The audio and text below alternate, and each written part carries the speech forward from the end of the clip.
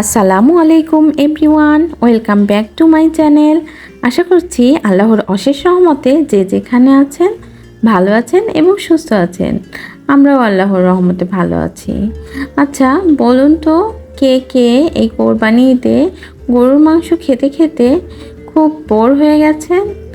আমিও না ঠিক তেমনই। মাংস খেতে খেতে এখন আর মাংস খেতে ইচ্ছে করছে না। এখন আমি ঘরে থাকা খুব সহজ উপকরণগুলো দিয়ে মজাদার একটি রেসিপি তৈরি করছি। এই রেসিপির জন্য আমার যা যা লাগছে, 2টা আলু আর 4টা ডিম। এই তো আমি আলু আর ডিম সিদ্ধ করে নিয়েছি। এখন খুব ভালোভাবে একটা গ্রেটারের সাহায্যে আমি গ্রেট করে নিচ্ছি। গ্রেট করে নেওয়ার কারণ হচ্ছে এর ভিতরে কোনো অংশ আস্ত না থাকে, যার জন্য আমি খুব ভালো করে মিহি করে গ্রেট করে নিচ্ছি। এই তো আমার গ্রেট করা হয়ে গেছে। এখন এর সাথে আমি অ্যাড করব কাঁচামরিচ এবং পেঁয়াজ কুচি, সেই সাথে 2 টেবিল চামচ ময়দা, 2 টেবিল চামচ বেসন, আর কাবাব মশলা 1 চামচ, আর সেই সাথে একটু জিরার গুঁড়া, ধনিয়ার গুঁড়া। এই তো এই ছোটো ছোটো কয়েকটা উপকরণ মিশিয়ে আমি খুব ভালোভাবে শুকনো উপকরণগুলো মিশিয়ে নিচ্ছি। এখন আমি এগুলো দিয়ে দেবো আলু আর ডিমের ভিতরে।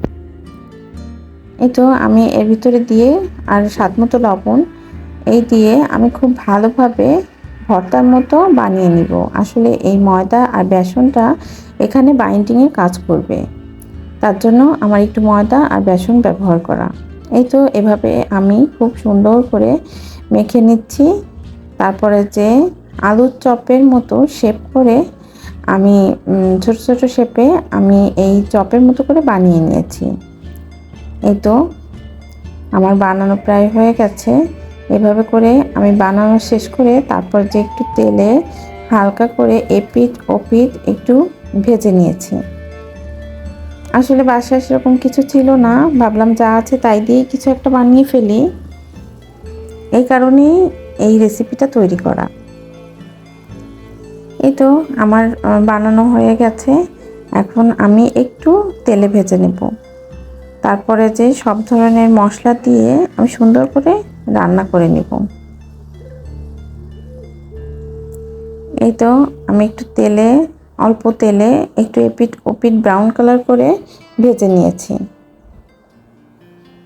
আমার ভাজা হয়ে গেছে। হালকা হাতে ভেজে নিয়েছি যাতে করে ভেঙে না যায়। তারপরে তেলের ভিতরে একটু বেশি করে পেঁয়াজ কুচি এবং এক টুকরা দারচিনি দিয়ে আমি খুব ভালোভাবে ভেজে নিচ্ছি।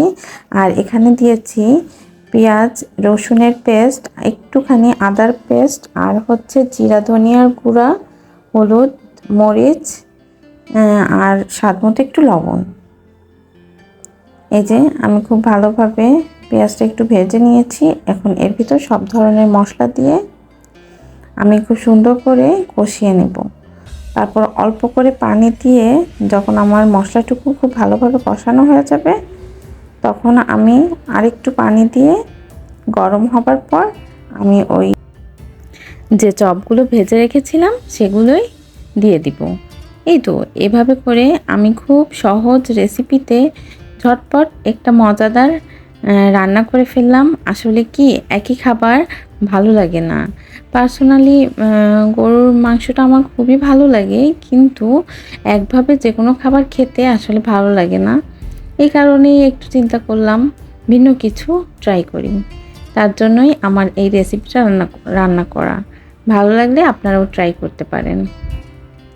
এই তো এভাবে করে আমি যে পানিটা যখন গরম হয়ে গেছে, বলক চলে এসেছে পানিতে, তখন আমি একটা একটা করে সব চপগুলো দিয়ে দিলাম।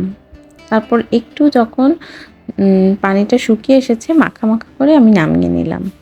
গরম ভাতের সাথে ভালোই লেগেছিল খেতে।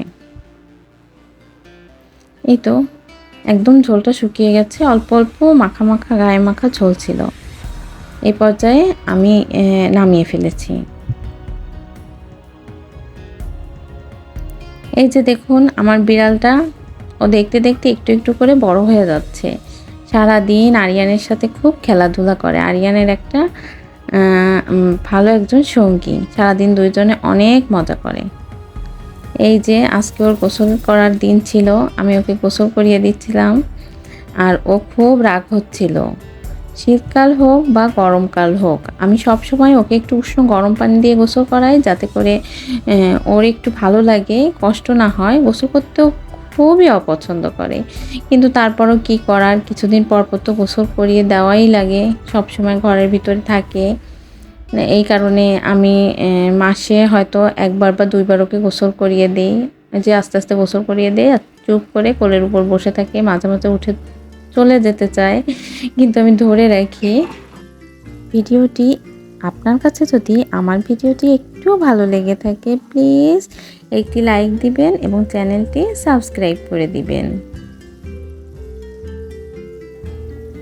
কিন্তু গোসল করার পরে ও খুব আরামে ঘুমায় এবং ওর খুব শান্তি লাগে, ওকে দেখলেই বোঝা যায়। যাই হোক, আমি কথা বলতে বলতে ভিডিও শেষ পর্যায়ে চলে এসেছি। সবাই ভালো থাকবেন, সুস্থ থাকবেন। আল্লাহ হাফেজ, আসসালামু আলাইকুম।